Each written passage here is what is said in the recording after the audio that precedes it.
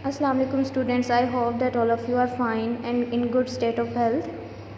जैसा कि आप मुल्क के हालात जानते हैं कि आज इमरजेंसी के तौर पर आपके स्कूलों को बंद करना पड़ा, जिसकी वजह से आपकी तालीम मुतासिर हो सकती है।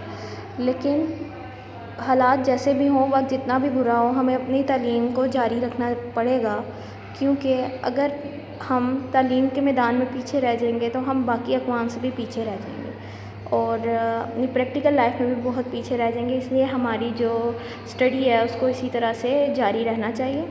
तो आज हम स्टार्ट करेंगे यूनिट नंबर 7, जो कि है वाटर। वाटर लिविंग ऑर्गेनिज़म्स के लिए एक बहुत इम्पोर्टेंट जो है वो कंपोनेंट है, जिसके बगैर ज़िंदगी बहुत मुश्किल है और इसकी हिस्टोरिकली भी बहुत ज़्यादा सिग्निफिकेंस रह चुकी है। काफ़ी जो जंगें हैं वो सिर्फ़ इसी वजह से लड़ी गई क्योंकि पानी जो है उसकी तकसीम को मुमकिन बनाया जा सके।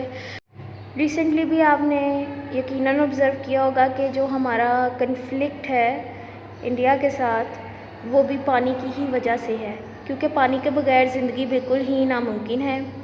ये लिविंग ऑर्गेनिज़म का जो है बहुत अहम हिस्सा है और ह्यूमन बॉडी भी जो है वो 70% वाटर से बनी हुई है। अब ऐसा हुआ कि काफ़ी जंगें पानी की वजह से लड़ी गईं, लेकिन हमारी ही कुछ सेल्फिश एक्टिविटीज़ हैं जो कि पानी को पोल्यूट कर रही हैं। जैसा कि वर्ल्ड वार 2 में केमिकल्स को एज अ वेपन यूज़ किया गया और उन केमिकल्स की वजह से पोल्यूशन क्रिएट हुई, जिसने बहुत ज़्यादा पानी की वजह से बीमारियां, पानी के ज़रिए से बहुत सी बीमारियां लोगों में फैलाईं, उनको इन्फेक्ट किया, जिनको हम वाटर बोर्न डिजीज़ भी कहते हैं। इन शॉर्ट, पानी नहीं तो ज़िंदगी बिल्कुल भी नहीं। अर्थ पर 75% पानी है और 25% खुश्की है। उस 75% में से 97% जो पानी है वो ओशंस का पानी है, यानी कि मेराइन वाटर है, जो कि ड्रिंकेबल नहीं है, पोर्टेबल नहीं है, उसको वॉशिंग के लिए यूज़ नहीं किया जा सकता। जबकि सिर्फ 3% जो है वो फ्रेश वाटर है। फ्रेश वाटर अब वो पानी है जिसको कुकिंग के लिए, ड्रिंकिंग के लिए, वॉशिंग के लिए और मुख्तलिफ़ कामों के लिए इस्तेमाल किया जा सकता है। अब ये जो 3% फ्रेश वाटर है उसमें आती हैं जी ग्लेशियर और आइस कैप, जो कि 2.1% है। एटमॉस्फेरिक वाटर यानी जो हमारी हवा के अंदर नमी है, ह्यूमिडिटी है, वो आता है 0.001%। और अंडरग्राउंड ज़ेर ज़मीन पानी जो है वो आता है 0.6%। और इनलैंड वाटर आता है 0.2%।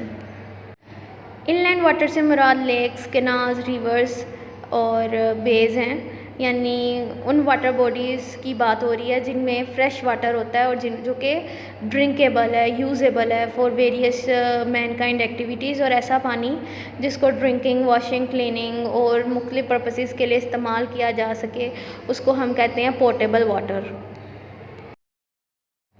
Now we will discuss the properties of water. Water is a chemical जो कि हाइड्रोजन और ऑक्सीजन से मिलके बना है। 2 हाइड्रोजन के एटम्स और 1 ऑक्सीजन का एटम मिलके वाटर का एक मॉलिक्यूल बनाते हैं। वाटर की पीएच जो है वो 7 होती है, इसलिए इसका लिटमस पेपर पे कोई इफेक्ट नहीं होता। ना ये रेड लिटमस को ब्लू करता है और ना ही ब्लू लिटमस को रेड करता है, इसलिए हम कहते हैं कि ये न्यूट्रल है। इसकी पीएच 7 है। वाटर का फ्रीजिंग पॉइंट 0 डिग्री सेंटीग्रेड है, जबकि बॉइलिंग पॉइंट 100 डिग्री सेंटीग्रेड है। पानी के जो पेक्यूलर बिहेवियर है वो ऑब्ज़र्व किया जाता है 4 डिग्री सेंटीग्रेड और 0 डिग्री सेंटीग्रेड के दरमियान। 4 डिग्री सेंटीग्रेड पर पानी की जो डेंसिटी है वो सबसे ज़्यादा होती है और 4 डिग्री सेंटीग्रेड से 0 डिग्री सेंटीग्रेड तक जाते जाते पानी की डेंसिटी कम हो जाती है। और यही वजह है कि 0 डिग्री सेंटीग्रेड पर जब पानी फ्रीज़ होकर बर्फ़ बन जाता है तो जो बर्फ़ है वो पानी के ऊपर फ्लोट कर पाती है और जितने भी पानी के नीचे रहने वाले लिविंग ऑर्गेनिजम्स हैं वो सर्वाइव कर पाते हैं। पूरे का पूरा पानी फ्रीज़ नहीं हो जाता, सिर्फ उसकी ऊपर वाली जो सरफेस है वो फ्रीज़ होती है। पानी की हीट कैपेसिटी जो है वो 4.2 जॉल पर ग्राम पर केल्विन है। हीट कैपेसिटी मींस के जो पानी है वो कितनी हीट बर्दाश्त कर सकता है बॉयल होने से पहले या वेपोरेट होने से पहले। तो बच्चों, पानी को हीटअप होने में बहुत टाइम लगता है। अल्लाह ताला ने जो भी चीज़ इस दुनिया में तख्लीक की है उसके पीछे उसकी बहुत ज़्यादा साइंटिफिक नॉलेज है अगर हम सर्च करें तो।